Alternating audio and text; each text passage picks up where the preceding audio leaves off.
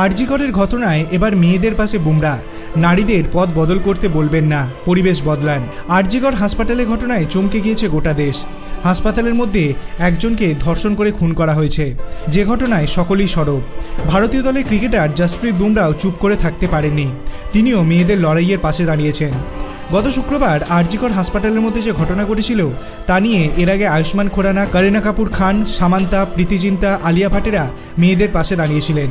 এবার বুমরা সমাজ মাধ্যমে পোস্ট করলেন, তবে তিনি আলিয়ার একটি পোস্ট ইনস্টাগ্রামে স্টোরি দিয়েছেন।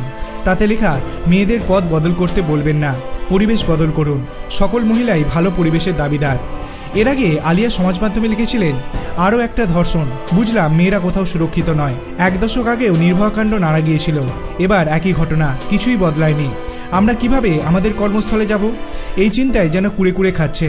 এই ঘটনা আরও একবার চোখে আঙুল দিয়ে দেখিয়ে দিল, মহিলাদের সুরক্ষা আসলে তাদের নিজেদের হাতেই তুলে নিতে হবে। আয়ুষ্মান একটি ভিডিওয়ে তার লেখা কবিতা পাঠ করেন, সেখানে তিনি বলেন, আমরা যদি ছেলে হতাম তবে আমি দরজায় ছিটকিনি না দিয়ে ঘুমোতে পারতাম। আমি যদি ছেলে হতাম তাহলে ঘুরে বেড়াতাম সারা রাত। সকলের মুখে শোনা যায় মেয়েকে পড়াশোনা করিয়ে প্রতিষ্ঠিত করতে হয়। আজ যদি চিকিৎসক না হতাম তবে এভাবে মাকে চোখের জল ফেলতে হতো না। 36 ঘন্টা ধরে ধর্ষণ, পুরুষের লালসার শিকার হলাম। যদি ওই পুরুষগুলোর মধ্যে ন্যূনতম নারীসত্তা থাকতো, ভাবছি আমি যদি ছেলে হতাম তাহলে এখন বেঁচে থাকতাম। আপনার কি মনে হয়, এই ঘটনাটি কি পশ্চিমবঙ্গের মধ্যে সবথেকে লজ্জাজনক একটা ঘটনা? আপনার অভিমত আপনি কমেন্ট সেকশনে জানাতে পারেন। ভিডিওটি ভালো লাগলে লাইক করবেন, চ্যানেলটিকে সাবস্ক্রাইব করতে ভুলবেন না। ধন্যবাদ।